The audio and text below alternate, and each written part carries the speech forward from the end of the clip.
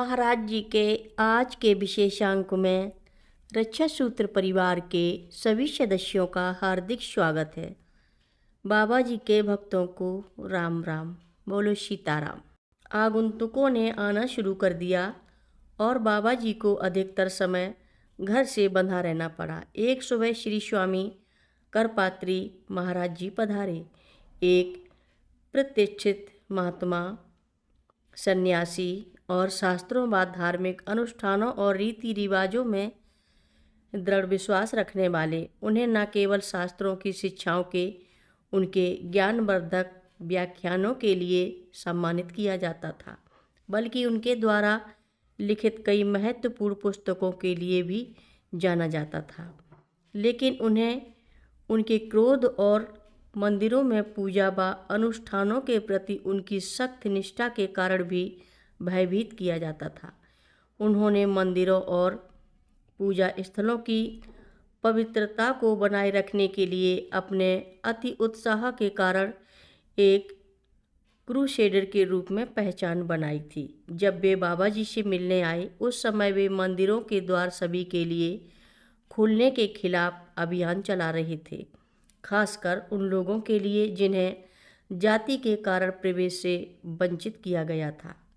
करपात्री जी ने बाबा जी का पूर्ण सम्मान के साथ अभिवादन किया, यह कहते हुए कि बाबा जी उन बुद्धिमान और वरिष्ठतम व्यक्तियों में से एक है जिन्होंने हिंदू धर्म की अद्वितीयता की पवित्रता और शुद्धता को बनाए रखने और प्रचार के लिए अपना जीवन समर्पित कर दिया है। उन्होंने कहा कि बाबा जी वास्तव में उनके धर्म के एक स्तंभ हैं और वे उनकी मदद मांगने आए हैं, उन दुश्मनों के प्रयासों को विफल करने में जो हरिजनों अछूतों को मंदिर में प्रवेश की अनुमति देकर मंदिरों को अपवित्र करना चाहते हैं। उन्होंने अपने सारे तर्क बाबा जी के सामने रखे और फिर पूरे आत्मविश्वास और आग्रह के साथ बाबा जी को इस संघर्ष में शामिल करने की कोशिश की। उन्होंने बाबा जी से विरोध और प्रतिरोध में अपनी आवाज़ उठाने का अनुरोध भी किया। बाबा जी ने उन्हें अपना मामला पूरी तरह से रखने का मौका दिया और जब वे रुके तो बाबा जी ने साधुओं तथा कथित पर अपने आरोपों और गालियों की बौछार शुरू कर दी। हिंदू धर्म के रक्षक जो मंदिरों के द्वार सभी जातियों के लिए खोलने का विरोध कर रहे थे, बाबा जी लगातार बोलते रहे, इन संकीर्ण दृष्टिकोण वाले लोगों को कोसते हुए जिन्हें उन्होंने हिंदू धर्म के शत्रु घोषित किया। ना कि रक्षक मंदिर भगवान को समर्पित है, वे सभी के लिए हैं, किसी एक जाति या समुदाय के लिए नहीं। मंदिर प्रार्थना और पूजा के स्थान है। स्वच्छता बनाए रखना, पूजा अर्चना के लिए सुविधाएं प्रदान करना और लोगों को भजन कीर्तन करने के लिए प्रेरित करना, यह उन लोगों का मुख्य कर्तव्य है जो स्वयं को हिंदू धर्म के मित्र और रक्षक कहते हैं। लेकिन वास्तव में आप वहाँ क्या देखते हैं?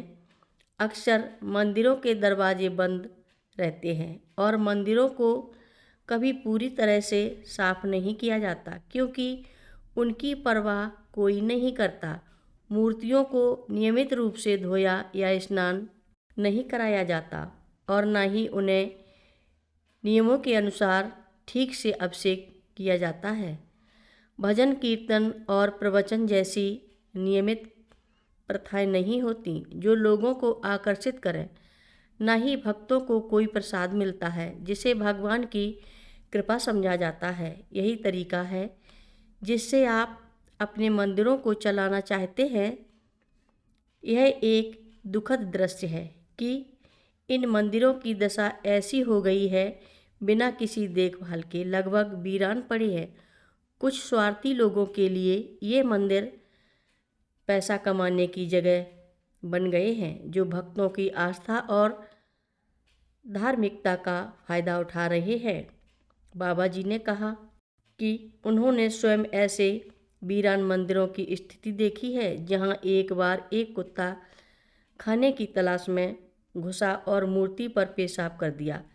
फिर करपात्री जी को कटघरे में खड़ा करते हुए उन्होंने सवाल दागे। आप एक संत हैं, शास्त्रों में पारंगत है और पूरी तरह से जागरूक हैं। कथा लंबी है, आगे की कथा सभी भक्तों को अगले भाग में सुनाएंगे। हर रोज महाराज जी की कथाएं सुनने के लिए सभी भक्तों का धन्यवाद। सभी भक्त रक्षा सूत्र चैनल को सब्सक्राइब करें, शेयर करें, लाइक करें, घंटी बजाना ना भूलें। कमेंट बॉक्स में लिख भेजें, जय नीप करोरी बाबा जी महाराज। सभी भक्त मिलकर बोलो, नीप करोरी बाबा जी महाराज की जय जय बोलो। सिद्धि माता की जय जय बोलो। जय श्री राम बोलो।